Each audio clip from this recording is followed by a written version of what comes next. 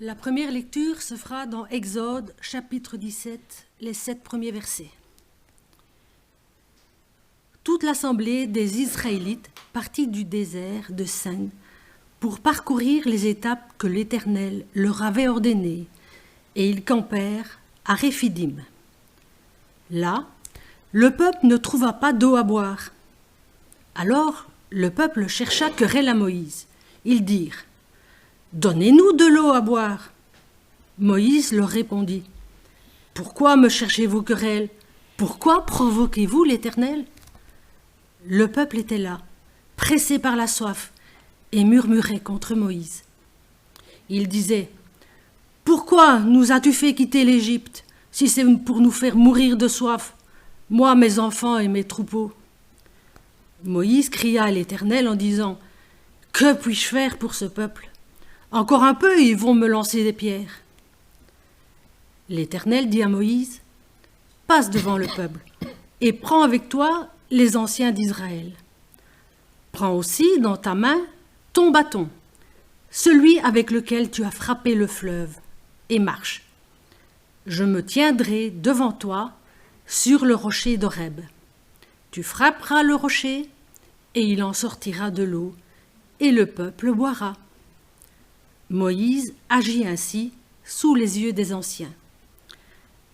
Il appela cet endroit Massa et Mériba, parce que les Israélites lui avaient cherché querelle et avaient provoqué l'Éternel en disant : « L'Éternel est-il au milieu de nous, oui ou non ?»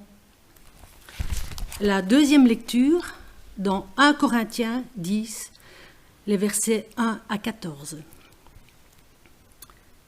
Frères et sœurs, je ne veux pas vous laisser ignorer que nos ancêtres ont tous été sous la nuée et qu'ils ont tous passé à travers la mer. Ils ont tous été baptisés en Moïse dans la nuée et dans la mer. Ils ont tous mangé la même nourriture spirituelle et ils ont tous bu la même boisson spirituelle. En effet, ils buvaient à un rocher spirituel qui les accompagnait, et ce rocher était Christ. Mais la plupart d'entre eux n'ont pas été approuvés par Dieu, puisqu'ils sont morts dans le désert. Or, ces faits sont arrivés pour nous servir d'exemple, afin que nous n'ayons pas de mauvais désirs comme eux en ont eu. Ne devenez pas idolâtres, comme certains d'entre eux. En effet, il est écrit : « Le peuple s'assit pour manger et pour boire, puis ils se levèrent pour s'amuser. » Ne nous livrons pas non plus à l'immoralité sexuelle, comme certains d'entre eux l'ont fait, de sorte que 23 000 sont tombés en un seul jour. Ne provoquons pas tristes comme certains d'entre eux l'ont fait, si bien qu'ils sont morts, victimes des serpents. Ne murmurez pas comme certains d'entre eux l'ont fait, de sorte qu'ils sont morts sous les coups du destructeur. Tous ces faits leur sont arrivés pour servir d'exemple, et ils ont été écrits pour notre instruction, à nous qui sommes parvenus à la fin des temps. Ainsi donc, que celui qui croit être debout fasse attention à ne pas tomber. Aucune tentation ne vous est survenue qui n'ait été humaine.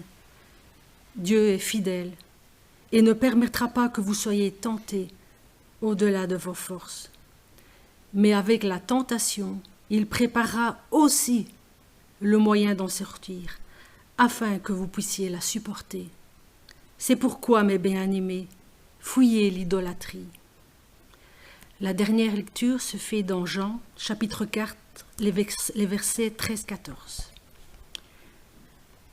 Jésus dit : « Toute personne qui boit de cette eau-ci aura encore soif. En revanche, celui qui boira de l'eau que je lui donnerai n'aura plus jamais soif. Et l'eau que je lui donnerai deviendra en lui une source d'eau qui jaillira jusque dans la vie éternelle. » Amen.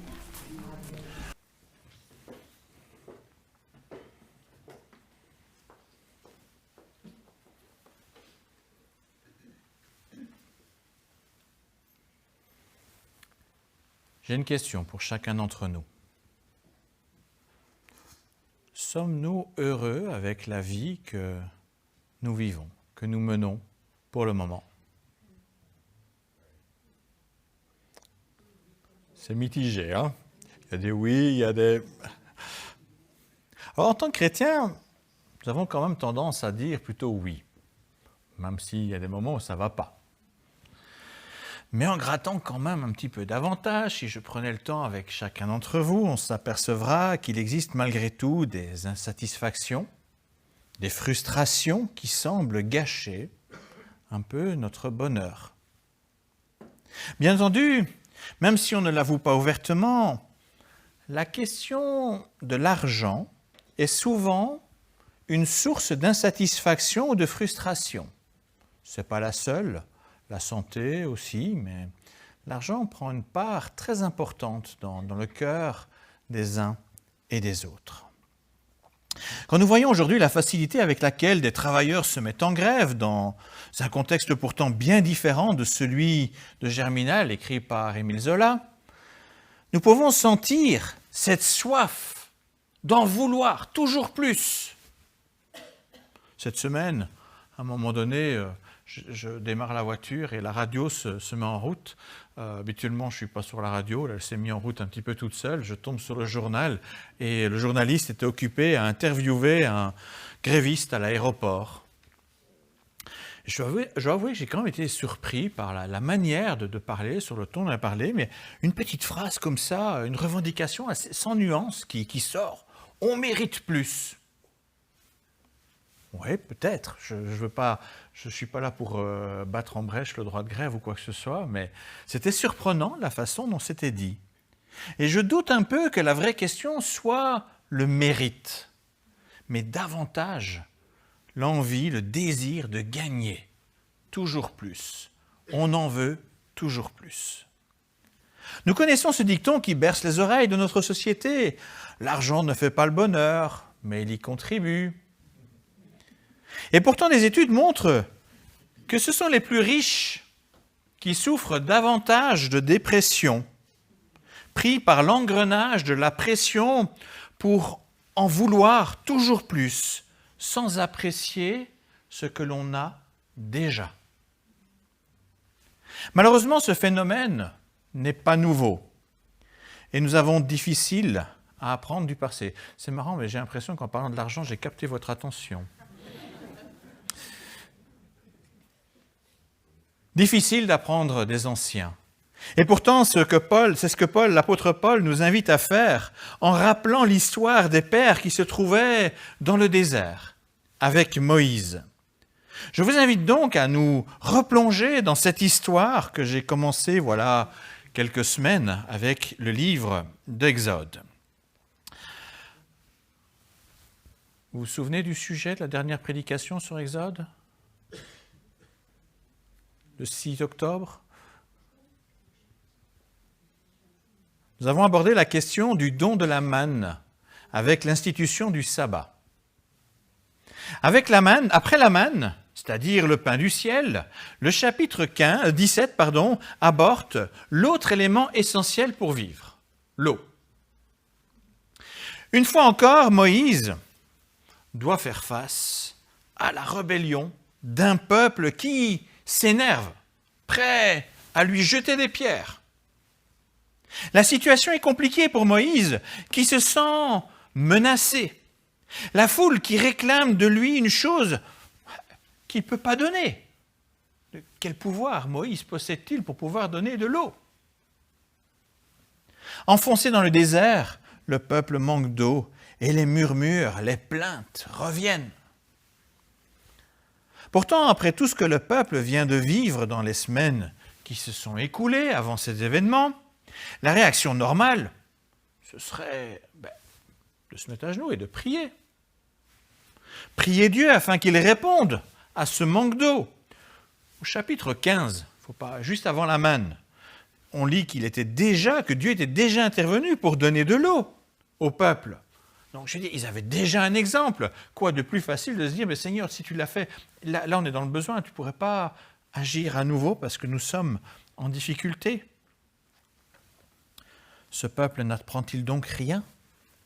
Pourquoi ces murmures contre Moïse et contre Dieu plutôt que la confiance et la prière?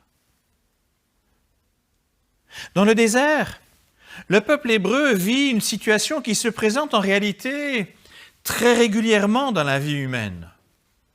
Les murmures se font entendre quand notre attention passe de ce que nous avons à ce que nous n'avons pas. Et quand les murmures sont là, nous oublions de faire confiance à Dieu et de lui présenter nos vrais besoins dans la prière. Nos désirs inassouvis d'abondance et nos passions désorientent nos priorités et éloignent nos pensées et notre cœur de Dieu et de ses promesses. Quelle est la situation d'Israël dans le désert? Qu'ont-ils déjà reçu? Dieu est intervenu en leur faveur. Il leur a donné un chef plus que valable en la personne de Moïse, nous en avons parlé.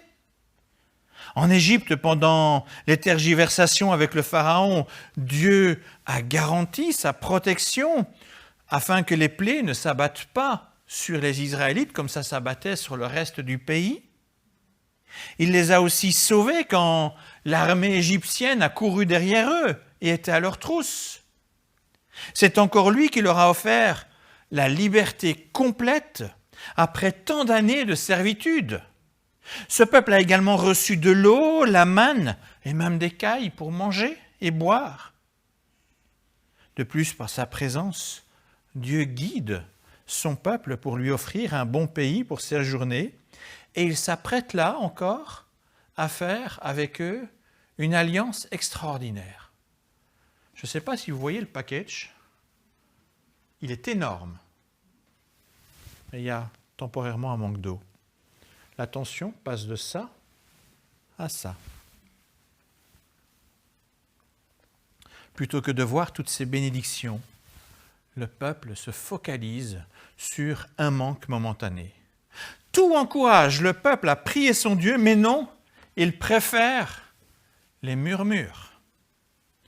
Alors, heureusement pour eux, parce que c'est vraiment une grâce, Dieu se montre particulièrement patient. Et il indique le moyen par lequel il compte étancher la soif de ce peuple. Dieu demande d'abord à Moïse de passer devant ce peuple. Pour Moïse, c'était comme délicat. On dit qu'ils étaient prêts à lui jeter des pierres. Je ne crois pas qu'il devait être serein pour passer devant ce peuple.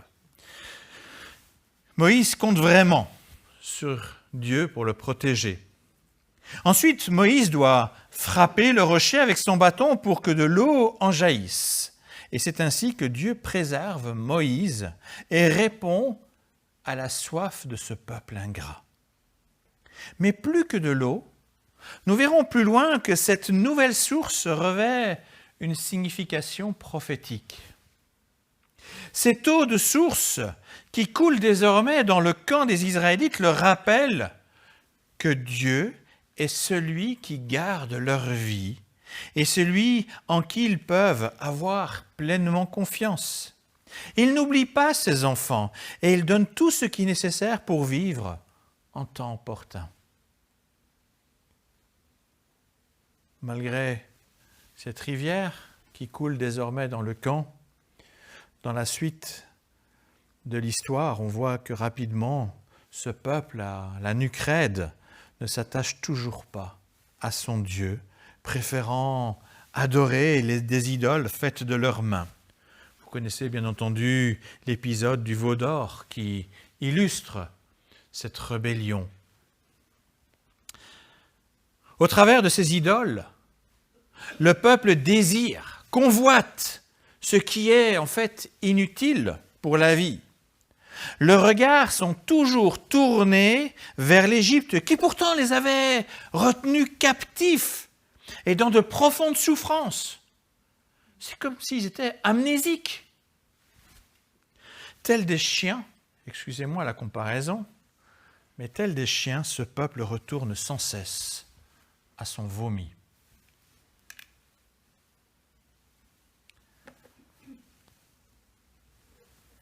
Dans sa première lettre aux Corinthiens, L'apôtre Paul rappelle ce souvenir, cette histoire que je viens de rappeler. Il rappelle ce souvenir pour éviter de tomber dans le même piège. Autant que ce contre-exemple serve à l'instruction des générations qui suivent, et y compris à notre génération. Alors quand Paul évoque cet exemple, il l'inscrit dans une réflexion plus large. Vous pourriez regarder le texte, une réflexion plus large sur la question du baptême et de la Sainte Seine. Il parle de la traversée de la mer avec Moïse comme d'un baptême pour Israël. Soit dit en passant, c'est les seuls qui n'ont pas été mouillés. C'est une petite parenthèse pour ceux qui pensent que la quantité d'eau joue beaucoup. La manne n'est évidemment pas sans lien avec la Sainte Seine, repas dont il parle quelques versets plus loin après le texte qui a été lu en commençant. Bien entendu, ce n'est pas gratuitement que Paul évoque ces deux sacrements, ces deux moyens instaurés par Christ pour rappeler la bonne nouvelle du salut qu'il vient apporter au monde. Baptême et Sainte Seine sont deux institutions qui rappellent la grâce reçue en Christ, la grâce de la délivrance, la grâce de la vie nouvelle, la grâce de la promesse d'un royaume céleste préparé par Dieu pour les chrétiens. A-t-elle une source d'eau qui donne la vie? Christ a donné tout ce qui est nécessaire aux chrétiens pour vivre sans inquiétude pour son avenir proche ou lointain. Malgré cela, tout comme Israël qui regardait en arrière vers leur ancienne vie en Égypte, les membres de l'Église de Corinthe sont tentés de regarder en arrière vers leur ancienne vie au service des idoles de la ville, particulièrement Apollon. Il y a un grand temple d'Apollon là à Corinthe. C'était quand même agréable ces festins lors des fêtes dans le temple d'Apollon qui domine la ville. La bonne bouffe, le vin, les orgies sexuelles, l'illusion d'avoir des dieux à leur service. Les chrétiens de Corinthe sont tentés par ces désirs, par des convoitises de ce qu'ils ont dû laisser de côté pour devenir chrétiens. Plutôt que de voir la délivrance reçue et les bénédictions à vivre en Christ, ils cherchent des compromis pour retourner dans ces anciennes pratiques qui pourtant causaient beaucoup de tort à leur âme. C'est des pratiques qui spirituellement les tenaient. Ce n'est ni le baptême, ni la Sainte Seine qui sauvent les chrétiens. Ce ne sont là que des signes d'une alliance de grâce à laquelle Dieu nous invite par amour.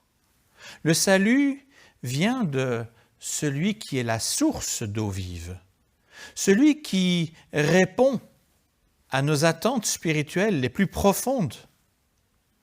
Pour vivre pleinement ce salut, nous devons compter sur lui, lui faire pleinement confiance sans chercher ailleurs des sources alternatives pour étancher des soifs de vains désirs. Lui seul, le Christ, peut répondre à nos attentes légitimes. Ce qui est reçu par lui ne se trouve nulle part ailleurs. Chercher ailleurs, en fait, provoque l'irritation de Dieu, comme Israël a irrité Dieu dans le désert. Par ailleurs, en aucun cas la liberté reçue du Christ ne dispense le chrétien de veiller à cette liberté reçue par grâce. Regardez les Israélites dans le désert. Ils reçoivent la liberté et qu'est-ce qu'ils disent? « Oh, on était mieux là-bas !» Comme si ce qu'ils avaient reçu n'avait aucune valeur. Mais si, ça a de la valeur. Et ça se protège. C'est quelque chose de terriblement précieux. La liberté ne doit jamais être un prétexte à l'idolâtrie, à la recherche de ce qui n'apporte rien de bon. Dieu donne tout ce qu'il nous est nécessaire pour notre paix et notre tranquillité. En gardant nos regards tournés vers le Christ et les bénédictions reçues en lui, cela nous donne la capacité de résister aux murmures, aux tentations de vouloir autre chose. Gardons notre regard sur ce qu'il nous a offert, plutôt que de voir ce qui nous semble un peu perdu et souvent inutile.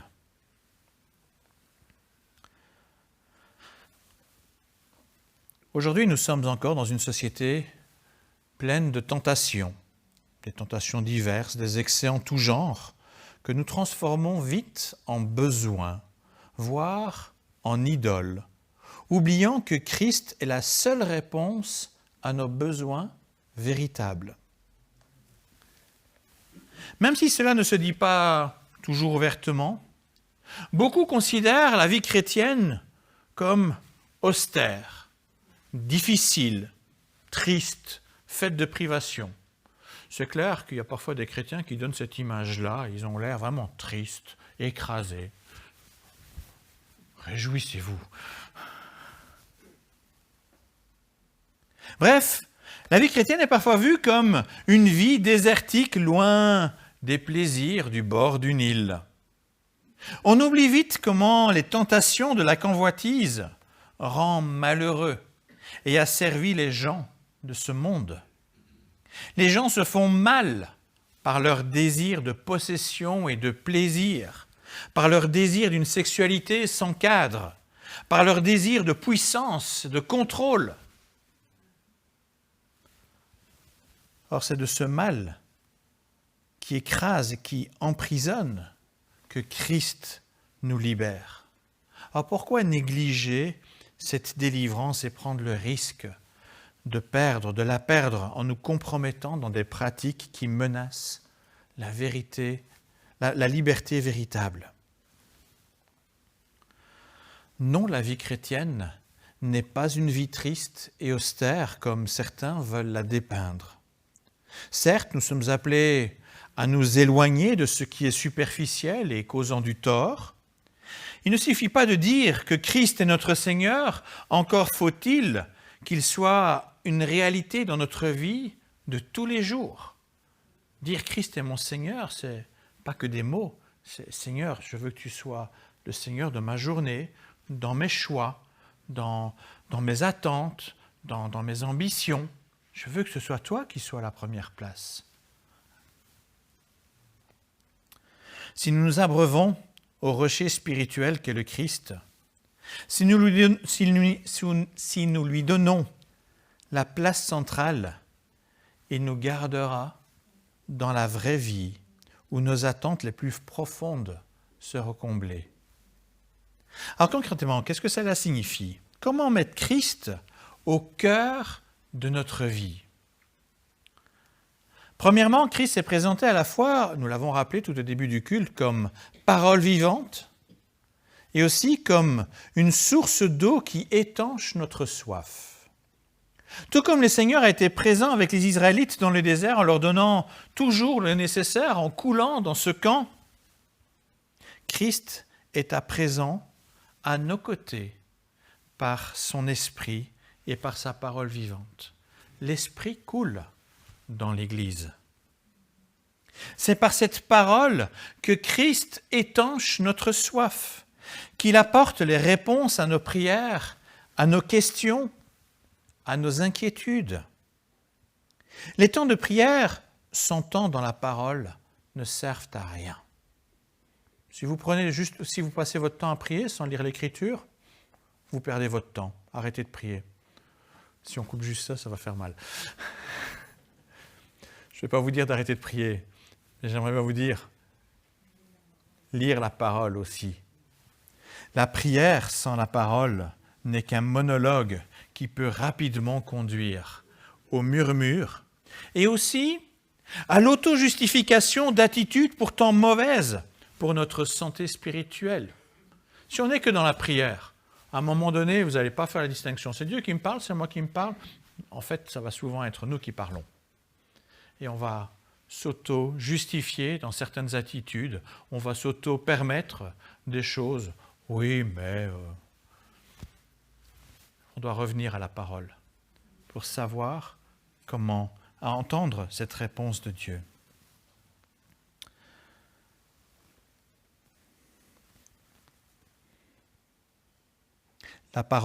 la prière sans la parole conduit à nous convaincre nous-mêmes. Elle nous fait parler à la place de Dieu. Et ce n'est pas pour rien que les réformateurs ont tant insisté pour un retour à la Bible. C'est une façon de dire « laissez Christ vous parler ».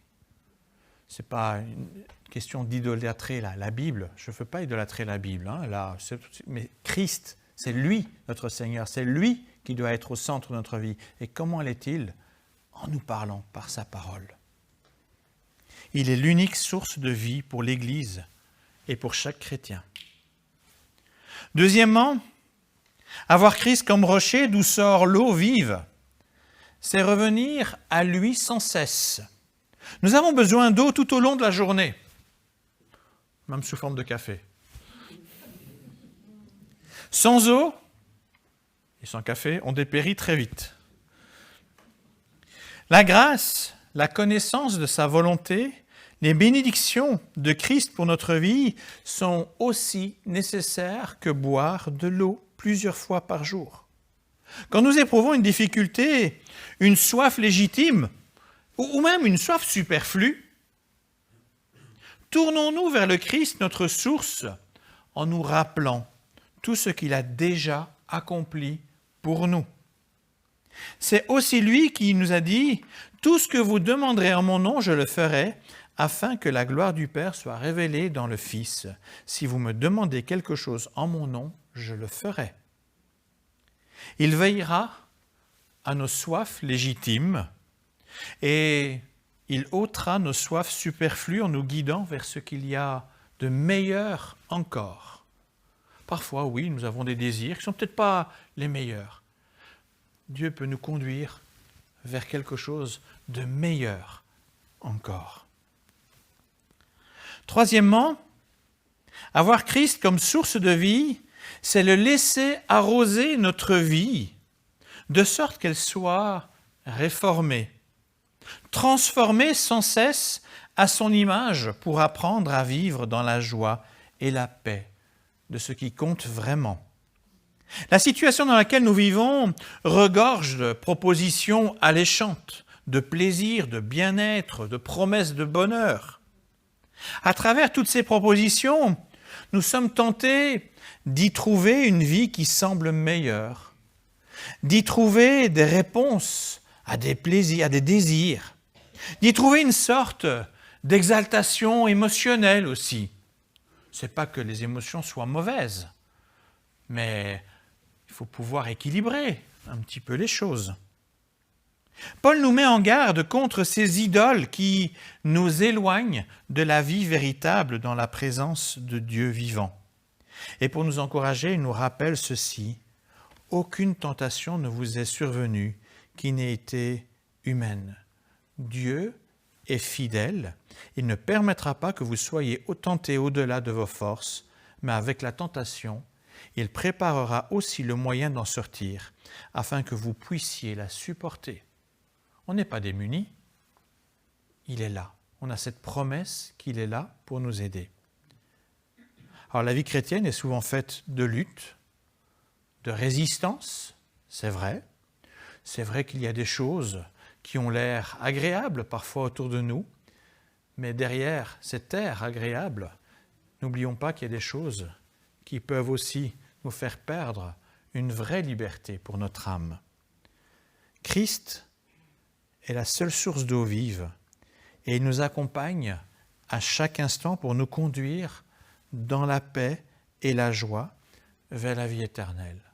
Alors, mettons-le vraiment au cœur de notre vie, qu'il soit pour nous celui qui nous inspire, qui nous guide, celui qui nous donnera le bonheur, la joie dont nous avons besoin, et que toute gloire lui revienne. Amen.